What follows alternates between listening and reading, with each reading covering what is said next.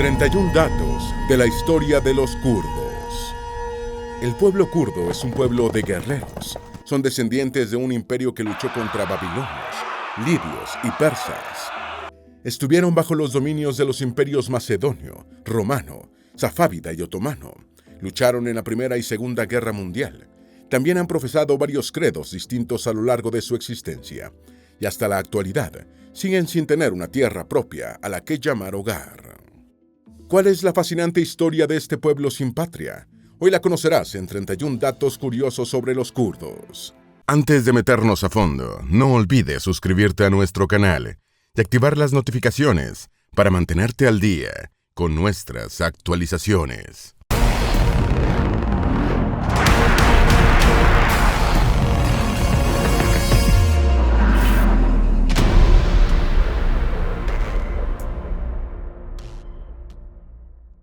Número 1. ¿Quiénes son los kurdos? Los kurdos son un grupo étnico originario del Oriente Medio, cuya población de entre 36.4 y 45.6 millones de personas se encuentra repartida en el sureste de Turquía, el noreste de Siria, el norte de Irak, el noroeste de Irán y el suroeste de Armenia. Adicionalmente, existen importantes núcleos de población kurda en Rusia, Georgia, Azerbaiyán y Líbano, y una numerosa diáspora en Europa Occidental, principalmente Alemania y Estados Unidos. Dicho grupo ha tenido varios sistemas religiosos a lo largo de su historia, que van desde el zoroastrismo, pasando por el judaísmo, hasta llegar al cristianismo y al islam sunita, siendo este último credo la religión mayoritaria de los kurdos en la actualidad. Debido a que los kurdos fueron originalmente un grupo nómada, no se tiene del todo claro su origen. Las pruebas de ADN han revelado que tienen ancestros azerbaiyanos, osetios y armenios por línea materna, así como ancestros askenazíes, sefardíes, iraquíes y judíos kurdos, que preceden a la división cultural de estos grupos en la antigüedad. Número 2. Orígenes de los kurdos. Existen varias teorías sobre el origen de esta etnia. De acuerdo con Jenofonte, los kurdos podrían haber sido la tribu de los Karduchoi, que se opusieron a la retirada de un grupo de mercenarios griegos, conocidos como los 10.000, que fueron reclutados por el persa Ciro el Joven durante su revuelta para obtener el trono contra su hermano mayor, el rey aqueménida Artajerjes II Menón, en el siglo IV a.C., una teoría que algunos especialistas actuales han descartado. Según Paul Maximilian Tedesco y David Neil Mackenzie, los kurdos, los persas y los baluchi originalmente fueron una comunidad en lo que actualmente es el noroeste de Irán. De acuerdo con otra teoría, los kurdos tienen su origen en pueblos de habla iraní, como de no iraníes, combinando varios grupos tribales o étnicos anteriores, como los luyubí, los guti, los sirtianos, los sumerios y los karduchi. Número 3. Los kurdos y los medos. Una de las teorías más aceptadas sobre el origen de los kurdos es que estos eran descendientes de los medos, un imperio asiático de la antigüedad que habitaban entre el mar Caspio y los ríos de Mesopotamia, que surgió en torno al año 835 a.C. Su capital fue la ciudad Ecbatana, actualmente denominada Hamadán. Este imperio tenía como principal ruta comercial un camino en dirección este-oeste, que en la Edad Media llegó a conocerse como la Ruta de la Seda. Dicho camino conectaba Media con Babilonia, Asiria, Armenia y el mar Mediterráneo en el oeste, y con Partia, Aria, Bactria, Sogdiana y China en el este. Otro camino importante unía Ecbatana con las capitales de Persia, Persépolis y Pasargada. Su parte oeste estaba dominada por los montes Agros y limitaba al sur con Elam y Persia, Fars en el árido este, con Partia y al norte. Media estaba separada del mar Caspio y Armenia por los montes Elburz. Número 4. Los kurdos y el zoroastrismo. El zoroastrismo es una religión practicada por tribus iraníes que se instalaron en el área de Turquestán occidental en algún momento entre el primero y segundo milenio antes de Cristo. Estas tribus estaban estrechamente ligadas con tribus indoarias, de las que aprendieron el sánscrito y otras lenguas derivadas en la India del norte, a partir del año 1700 a.C. En un principio, tanto el hinduismo como el zoroastrismo eran religiones politeístas que tenían como jefe principal de su panteón al dios del sol Mitra. No obstante, con el pasar del tiempo la versión hindú dividió a Mitra en tres deidades, un Mitra menos poderoso que en sus comienzos: Varuna, el dios del mar, y Ahriman, dios de los antepasados, el caos y la oscuridad.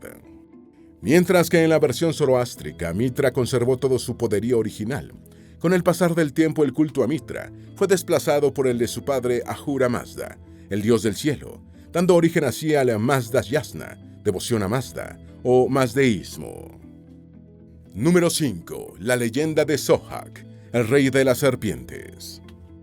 De acuerdo con la mitología zoroástrica, hace mucho tiempo, Ahriman, el señor de la oscuridad, visitó la tierra y se presentó ante la corte del rey Merdas como un joven sencillo y halagador que poco a poco fue convenciendo al príncipe Sohak de asesinar a su padre para quedarse con el trono, cosa que acabó haciendo sin enfrentar mayores consecuencias.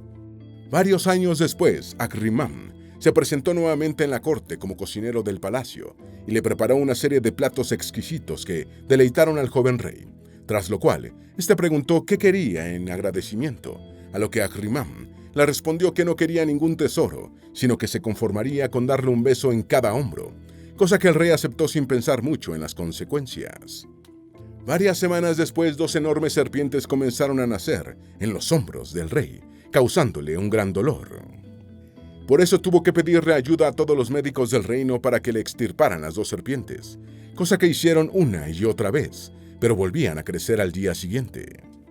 Nadie en el reino sabía cómo detener el mal que aquejaba al rey, salvo el propio Ahriman, quien se presentó por tercera vez en su reino, haciéndose pasar por médico, y le dijo que debía consumir cerebros humanos a diario para saciar el hambre de las serpientes, lo que llevó al rey a iniciar una carnicería con los jóvenes de todo el reino, dando inicio a una era de terror. Número 6. Kawa, el héroe legendario. Tras años de masacres sin sentido, Kawa, un herrero y padre de uno de los jóvenes sacrificados para saciar el hambre de Sohak, decidió poner fin a la crueldad del rey y organizó a una muchedumbre para que asaltara el palacio y matara a los guardias, mientras él decapitaba al rey y quemaba el palacio real, poniendo fin a una era de terror. Sería en honor a este mítico Kawa, considerado como el fundador de la cultura kurda, que cada 21 de marzo los kurdos de Turquía, Irán, Irak, Siria y Armenia, y de otras regiones del mundo, encienden una hoguera, ya sea en los campos, patios de las escuelas o universidades, y hacen una procesión con antorchas para celebrar la llegada del Newruz, literalmente el nuevo día, cada primavera. Esta celebración representa la victoria de la luz sobre la oscuridad, aunque según otras interpretaciones también pudo haber sido una celebración para conmemorar la fertilidad de la tierra. Número 7. Deyoses y Fraortes, los primeros reyes. Al igual que ocurre con Roma y las dos versiones de su origen, que fue fundada por Eneas o que fue fundada por Rómulo, la fundación del Imperio Medo tiene dos versiones: la ya mencionada fundación del imperio por el mítico Kawa y la fundación de Media por el rey Deyoses, descrita por Heródoto en su libro Historias. De acuerdo con Heródoto, Deyoses fue un juez y líder responsable de unificar a 7 tribus medas a partir del año 701 a.C. Después de 7 años de gobierno, dimitió. No obstante, los medos lo presionaron para que volviese a ocupar su puesto de liderazgo y lo mantuvieron como rey hasta el año 665 a.C. Durante su gobierno, Deyoses construyó un palacio en la capital, Ecbatana, hoy conocida como Hamadán. Al gobierno de 53 años del rey Deyoses le siguió el de su hijo Fraortes, quien gobernó Media durante 22 años. Su gobierno estuvo caracterizado por la guerra contra Asurbanipal, el rey de Asiria, quien lo derrotó y mató en el campo de batalla cuando intentaba hacerse con el control de Asiria. Número 8. Ciáxares, el gran general. Luego de la muerte de Fraortes, el imperio de Media pasó a ser gobernado por su hijo, Ciáxares, un conocido estratega que reorganizó el ejército medo en secciones bien delimitadas de lanceros, arqueros y jinetes. También es conocido por convertir a su reino en una potencia regional y haber logrado culminar la unificación de varias tribus iranias y kurdas, iniciada por su abuelo. También repelió las invasiones escitas que incursionaron en la Alta Mesopotamia y Media, y realizó una alianza político-militar con el rey caldeo Nabopolassar, gobernante de Babilonia, para tomar la ciudad de Nínive y provocar la caída del imperio asirio. En sus últimos años, Ciáxares emprendió la conquista de Anatolia y se enfrentó al reino de Lidia, con el cual mantuvo una guerra que finalizó en un acuerdo de paz tras la batalla del eclipse del 28 de mayo de 585 a.C. Número 9. Astiages, el Cruel. Tras la muerte de Ciáxares, este fue sucedido por su hijo Astiages. No hay mucha información sobre los primeros años de gobierno, salvo que tuvo varios matrimonios políticos y estuvo involucrado en diversos conflictos. De acuerdo con Heródoto, Astiages tuvo una hija llamada Mandana, con una primera esposa de nombre desconocido. Luego se casó con la princesa Arienis, la hija del rey lidio Aliates, como parte de un acuerdo de paz establecido por su padre antes de morir. Según cuenta una leyenda, Astiages tuvo un sueño profético en el que veía que su nieto Ciro le iba a dar un golpe de estado.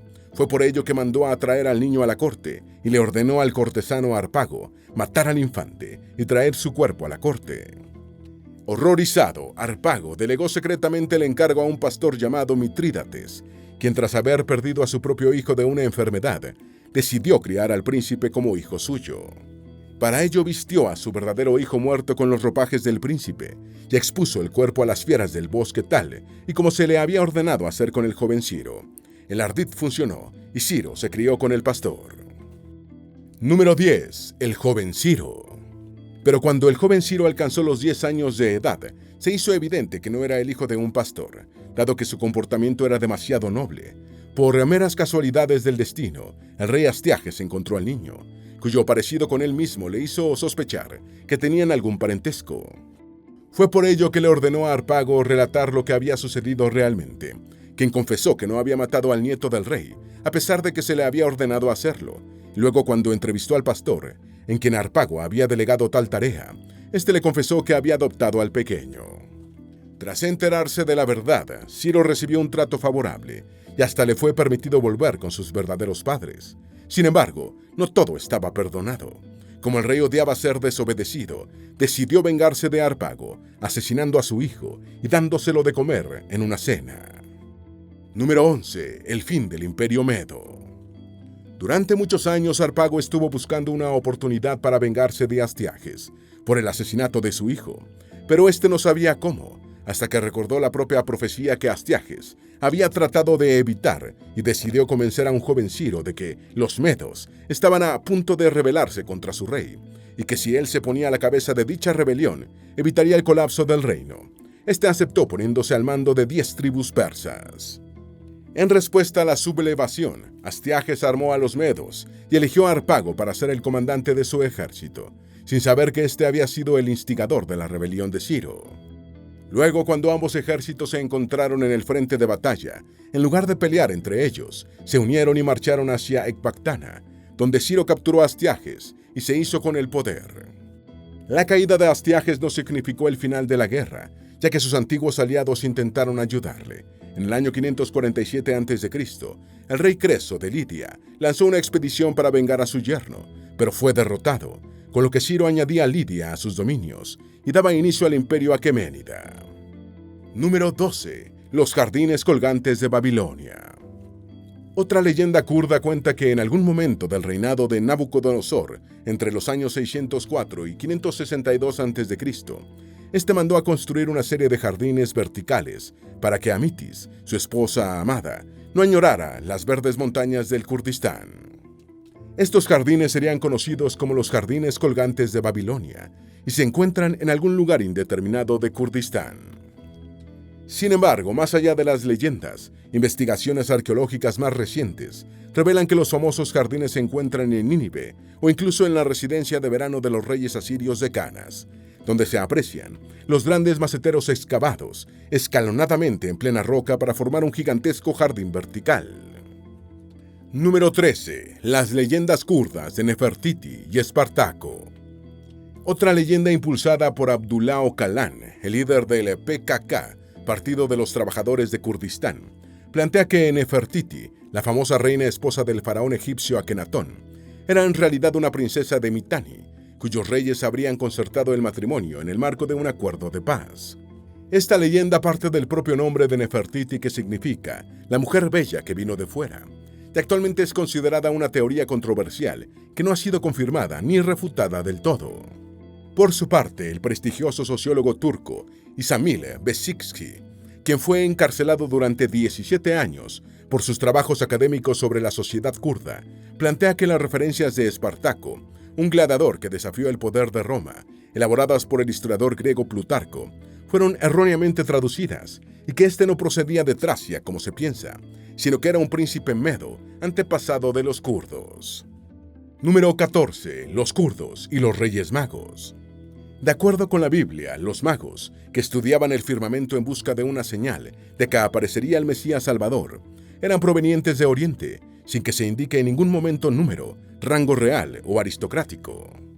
Según investigadores kurdos, los Reyes Magos que le rindieron tributo a Jesús eran de origen medo, dado que el término persa mag, del que procede la palabra mago, es un término que se usaba para describir a los sacerdotes medos, practicantes del zoroastrismo, quienes procedían de las ciudades de Urmie y Ahmadiyya, que actualmente se encuentran en Kurdistán, y de Sabeg, que actualmente está bajo control de Irán, pero que en el pasado estuvo bajo control de los medos. No obstante, cabe aclarar que esta leyenda carece de veracidad, porque el imperio de Media ya no existía como tal durante la época de Jesús. Número 15. Las sangrientas aguas del paraíso terrenal. A lo largo de su historia, los kurdos han estado en contacto con otras religiones, con las que no siempre se han llevado bien. Uno de sus choques más conocidos ocurrió en la Edad Media, cuando un misionero proveniente de Bagdad llegó a un angosto valle del noreste de Suleimaniyya, cerca de la frontera iraní, y se encontró con un impetuoso torrente en medio de la montaña, llamado por los locales como Ahmad Agua, agua de Ahmad. Este misionero, al ver aquel lugar espectacular, pensó que había encontrado el paraíso terrenal, por lo que envió un mensajero a Bagdad para anunciar el descubrimiento y pedir refuerzos. Pero el correo fue interceptado por los lugareños, seguidores de Zoroastro, que no dudaron en dar muerte al clérigo, porque querían preservar su Ahmad Agua, libre de la contaminación cultural exterior. Número 16. Los adoradores del diablo. También se ha dado el caso de que han existido contactos culturales exitosos, como fue el caso de Adi Musafir, un místico seguidor de la escuela sufi de Al-Ghazali, que entró en el valle de Lalesh y se encontró con un grupo mazdeísta parcialmente cristianizado hacia el año 1100 después de Cristo. A diferencia de lo que había ocurrido en Ahmad Agua, Adi Musafir decidió quedarse y convivir con aquella comunidad kurda de los Sajdai, aceptando sus doctrinas e incluso introduciendo reformas a su mazdeísmo, ya influenciado por el cristianismo. Sería de esa forma que surgirían los actuales yazidis, injustamente tildados por los fundamentalistas islámicos de ser adoradores del diablo, porque no consideran a Lucifer, denominado por ellos como Malak Tagus, como un ser maligno, sino como un ángel que se equivocó al desobedecer a Yazda, el Dios Supremo, que trata de redimirse apagando las llamas del infierno con las lágrimas acumuladas durante 7000 años. Esta acción les granjeó el respeto de los yazidíes, quienes no veneran a Malak Tagus por amor hacia él, sino con el objetivo de que alcance algún día el perdón de Yazda, y se acuerde entonces de quienes le ayudaron a conseguir este propósito. Fue en honor a Adi Musafir que los yazidíes construyeron el principal santuario de esta religión en la región Lalesh, que actualmente tiene 1 millón de creyentes. Número 17. Los principados kurdos. Luego de haber estado bajo el control del Imperio Aqueménida, el Imperio Macedonio, del Imperio Romano y del extinto Imperio Medo, acabó por dividirse en 5 principados hacia la segunda mitad del siglo X después de Cristo. El Principado de Shaddadid, situado en partes de Armenia y Arran, que existió entre los años 951 y 1174 después de Cristo. El Principado de Rawadid, que estaba situado en Tabriz y Marajeg, y existió entre los años 955 y 1221 después de Cristo. El Principado de Hassan Wahid, que estaba situado en el este y existió entre los años 959 y 1015 después de Cristo. El Principado de los Marwanid, que estaba situado en Diyarbakir y existió entre los años 990 y 1096 después de Cristo. El Principado Anasid, que estaba situado en Kermanshah, Dinawar y Kanakin, y existió entre los años 990 y 1117 después de Cristo. Con la llegada del siglo XII, la dinastía kurda Khazar-Raspid estableció su dominio en el sur de Zagros y Luristán, y conquistó territorios de Kukhiluya, Khuzestán y Golpayegan en el siglo XIII y anexó Shustar, Joveise y Basora en el siglo XIV. Número 18. El nacimiento de Kurdistán y Marco Polo. No obstante, las conquistas territoriales de los kurdos acabarían siendo refrenadas en la Edad Media por los turcos selyúcidas, quienes anexionaron uno a uno los principados kurdos. Hacia el año 1150 después de Cristo, Ahmad Sanjar, el último de los grandes monarcas selyúcidas, creó una provincia a partir de estas tierras y la llamó Kurdistán. Tras conquistar Irán e imponer su yugo al califa de Bagdad, la provincia de Kurdistán, formada por Sanjar, pasó a tener como capital el pueblo Bahar, que significa lago o mar, cerca de la antigua Ecbatana, Hamadán. Incluía los vilayetos, provincias de Sinjar y Shahrasur al oeste de la cordillera de Zagros, y los de Hamadán, Dinaguar y Kermanshah al este de esta cordillera. Sería en la época de la expansión de Kurdistán que Marco Polo conocería a los kurdos en Mosul, en su camino a China, y escribiría lo que había aprendido sobre este pueblo para ilustrar a sus contemporáneos europeos. Número 19. La dinastía Ayubí. La dinastía Ayubí fue un linaje de sultanes de origen kurdo, proveniente de Siria y Egipto. Esta dinastía se inició con Saladino, Salah al-Din Yusuf, al ser proclamado sultán de Siria y Egipto, y termina con el sultán Turan Shah, depuesto y muerto por los mamelucos el 2 de mayo de 1250. Sería con la dinastía Ayubí que se plantearía la unificación de todos los pueblos kurdos en un solo estado similar al Imperio Medo. No obstante, dado que las preocupaciones de Saladino estaban más orientadas hacia la creación de un estado multiétnico unido por el Islam, el proyecto de un estado kurdo acabó abandonándose. Número 20. El Imperio Safávida. Luego de la caída de la dinastía Ayubí, los kurdos quedaron divididos entre dos imperios, con los que tuvieron numerosos conflictos, el Imperio Safávida chiita y el Imperio Otomano sunita. Los safávidas son una dinastía de habla túrquica, originaria de Ardebil, una ciudad del Azerbaiyán iraní, al norte de Irán. Los safávidas son conocidos por haber creado un estado iraní unificado e independiente, por primera vez desde la conquista musulmana de Persia, y por haber establecido el Islam chiita como la religión oficial de Irán, mediante una teocracia en la que los imanes chiitas, a diferencia de los califas suníes, encarnan a la vez los poderes espiritual y terrenal. Durante los años 1506 a 1510 después de Cristo, estalló un conflicto entre la secta kurda de los yazidíes contra el gobierno del Shah Ismail I, que fue aplastado por el Imperio Safávida en una sangrienta batalla en la que varios oficiales importantes de Ismail perdieron la vida.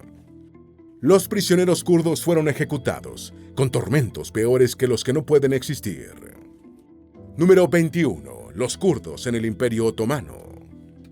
Luego de que el sultán Selim I derrotara al Shah Ismail I en el año 1514 después de Cristo y anexara a Armenia Occidental y Kurdistán al Imperio Otomano, le confió la organización de los territorios conquistados a Idris, un historiador kurdo originario de Bitlis.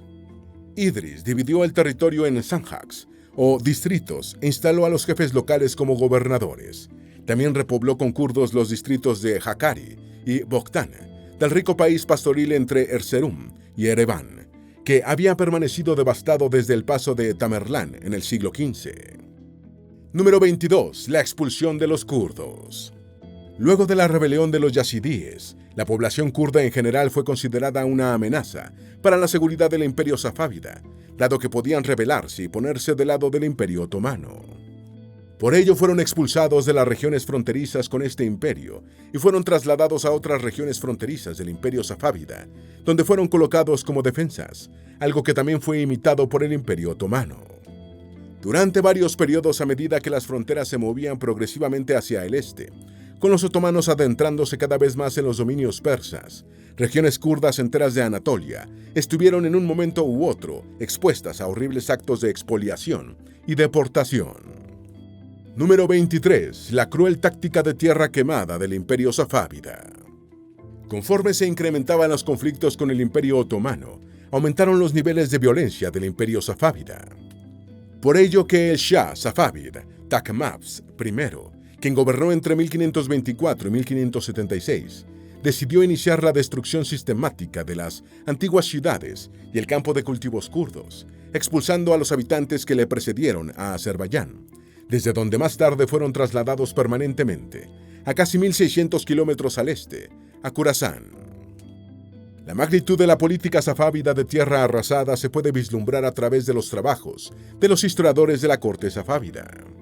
Uno de ellos, Iskandar Maig Munshi, señala que el Shah Abbas, un sucesor de Tahmasp, decidió continuar con la política de tierra arrasada de este, provocando la destrucción de bienes inmuebles, casas, iglesias, mezquitas, cultivos, así como un gran número de masacres y mutilaciones y desplazamientos masivos de prisioneros. Se dice que en una ocasión Abbas I intentó trasplantar a 40.000 kurdos al norte de Khorasán, pero logró deportar solo a 15.000 antes de que sus tropas fuesen derrotadas. Número 24. La revuelta de Hampulat. Antes de la conquista otomana de Siria, la región de Jabal al-Akrad y Alepo había sido gobernada por el clan kurdo Hampulat durante casi un siglo, algo que las autoridades otomanas veían como una amenaza y que llevaron a Ghalazade Sinan Pasha a ejecutar a Hüseyin Hampulat Taglu, el líder del clan Hampulat y gobernador de la región en 1604. En respuesta a esto, su sobrino, Ali Hambulat, se rebeló y conquistó una región que se extendía desde Hama hasta Adana, con 30.000 soldados en 1606, con el apoyo del duque de Toscana, Fernando I. Para detener la amenaza, el gran visir Murad Pasha marchó contra él con un gran ejército y lo derrotó un año después. Tras sobrevivir a la batalla, Ali Hambulat fue indultado y nombrado gobernador de la provincia de Temesvar, en Hungría, lejos de su centro de poder. Finalmente, cansado de la amenaza que suponía Ali, este fue ejecutado por Murad Pasha en Belgrado en el año 1610. Número 25. La revuelta de Roshiki. En 1655, Abdal Khan, el gobernante kurdo Roshiki de Bitlis, formó un ejército privado conformado principalmente por yazidíes y desató una guerra a gran escala contra las tropas otomanas. La razón principal de esta insurrección armada fue la discordia entre Abdal Khan y Melek Ahmad Pasha, el gobernador otomano de Diyarbakir, y Abdal Khan.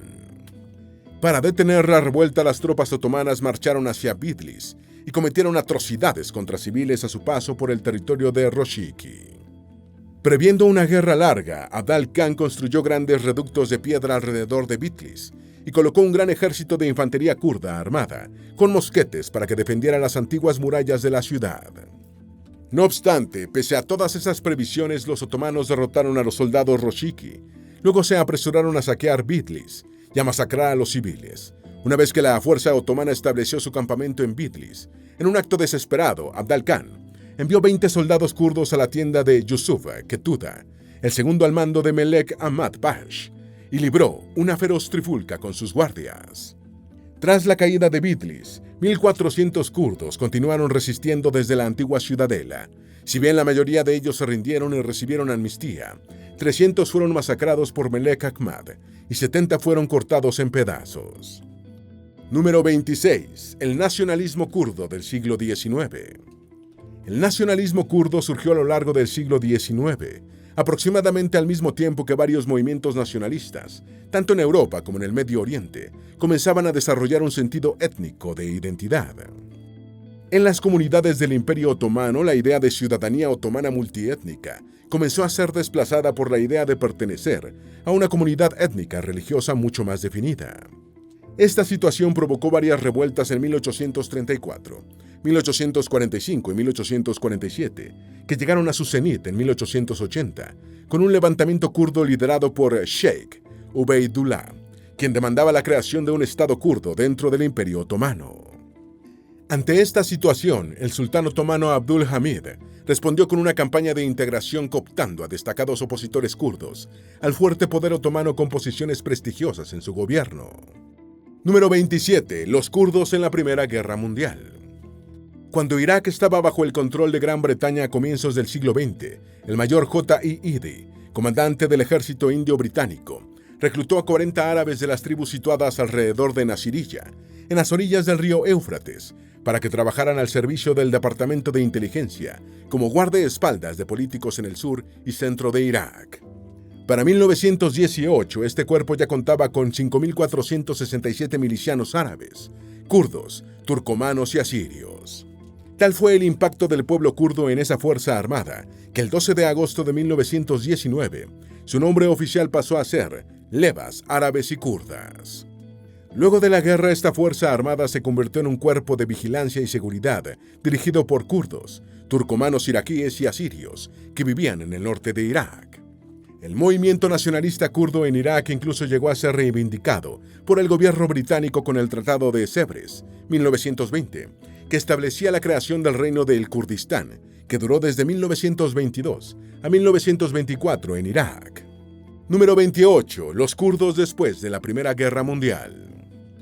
Mientras el Tratado de Sèvres estaba en escena, surgió una organización política conocida como la Teaili Semiyet, Sociedad para el Ascenso del Kurdistán, o SAK, que aprovechó la liberación política durante la Segunda Era Constitucional, de 1908 a 1920, de Turquía para transformar un interés renovado en la cultura y el idioma kurdos, en un movimiento político nacionalista basado en la etnicidad, que los llevó a declarar su independencia en 1927 y establecer la llamada República de Ararat, en Turquía.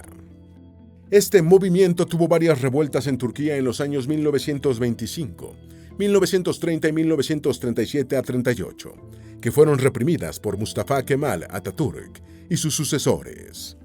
En la década de 1920, el líder iraní Cinco Shikak también reprimió en el lago Urmia y Jafar Sultán de la región de Jewurramán, que controlaba la región entre Maribán y el norte de Halabja, al igual que Irak y Siria, que acabaron anulando el Tratado de Sèvres. Número 29. Los kurdos en la Segunda Guerra Mundial. Durante la Segunda Guerra Mundial, los kurdos formaron 10 compañías con el apoyo de los británicos. Ayudaron a crear una línea de suministro vital para los ejércitos de la URSS y colaboraron con estos en un golpe contra el gobierno iraquí, que era pro-alemán en 1941. También llevaron a cabo misiones en Albania, Italia, Grecia y Chipre. Debido a sus esfuerzos en la guerra, el teniente coronel kurdo Sammand Shahbandov recibió el honor de héroe de la Unión Soviética. Los kurdos también sirvieron en Smolensk, Sebastopol, Leningrado y Stalingrado, Hungría y en la invasión de Manchuria controlada por los japoneses. Número 30. Los kurdos después de la Segunda Guerra Mundial. Luego de la Segunda Guerra Mundial, los soviéticos, aprovechando el vacío de poder creado en Irán tras este conflicto, crearon la República Autónoma de Kurdistán, cuya capital fue la ciudad de Mahabad. Este estado fue suprimido por los iraníes apenas un año después. No obstante, pese a lo efímero de este estado, fue lo que permitió el surgimiento del primer partido moderno kurdo en Irán, el Koybun, que traducido al español quiere decir independencia, el himno nacional y una bandera formada por 3 franjas horizontales, roja, blanca y verde, con un sol en el medio, que representa el dios solar Ahura Mazda, adorado por sus antepasados, los medos. Número 31. ¿Por qué todavía no tienen estado los kurdos? Han existido muchas variables que han afectado la construcción de un estado kurdo permanente a lo largo de la historia. En primer lugar, el reconocimiento de este estado siempre ha estado vinculado con los intereses políticos del momento. Durante la antigüedad, el Imperio Medo, predecesor de los kurdos, cayó debido a la falta de cohesión en torno al liderazgo del rey Astiages. Luego, en la Edad Media, la posibilidad de formar un estado se frustró ante la falta de iniciativa de Saladino para delimitar las tierras kurdas y crear un estado kurdo. Y después, en el siglo XX, se frustró ante la falta de honestidad de las autoridades occidentales, quienes le prometieron un reconocimiento como estado para que lucharan en las 2 guerras mundiales en favor de los intereses occidentales, pero al final no cumplieron. A esto se agregó la falta de cooperación de los distintos estados del Medio Oriente para que se formase un estado kurdo. ¿Es posible que los kurdos vuelvan a tener un estado independiente?